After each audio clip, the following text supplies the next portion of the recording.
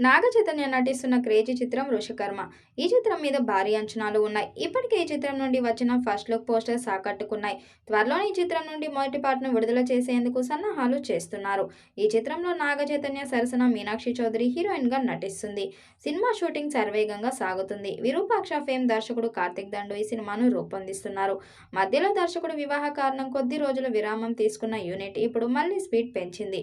Shooting దశలోనే cinema చుట్టూ huge buzz ఏర్పడటం సినీ వర్గాల్లో చర్చనీయాంశమైంది. సంగీతం అజనీష్ లోక్నాథ్ అందిస్తున్నారు. దాంతో సాంగ్స్ అద్భుతంగా ఉంటాయని భావిస్తున్నారు. మొదటి పాటతో అంచనాలు మరింత పెంచాలని చూస్తున్నారు. ఫస్ట్ లుక్ విడుదలైన తర్వాత ఈ సినిమాపై ప్రేక్షకుల్లో ట్రేడ్ వర్గాల్లో భారీ అంచనాలు నెలకొన్నాయి. తాజాగా ఓవర్సీస్ రైట్స్ కి సంబంధించిన వార్త సోషల్ మీడియాలో హాట్ టాపిక్ గా మారింది. విశ్వసనీయ సమాచారం ప్రకారం ఈ సినిమా ఓవర్సీస్ హక్కులు 7 కోట్లకు అమ్ముడైనట్లు తెలుస్తుంది. ఇది నిజమైన నాగ చైతన్య కెరీర్లో ఇప్పటి వరకు వచ్చిన హైయెస్ట్ ఓవర్సీస్ డీల్ అవుతుంది. తండేల్ బ్లాక్ బస్టర్ విజయంతో చైతు మార్కెట్ అంతర్జాతీయ స్థాయిలో పెరిగిందని చెప్పవచ్చు.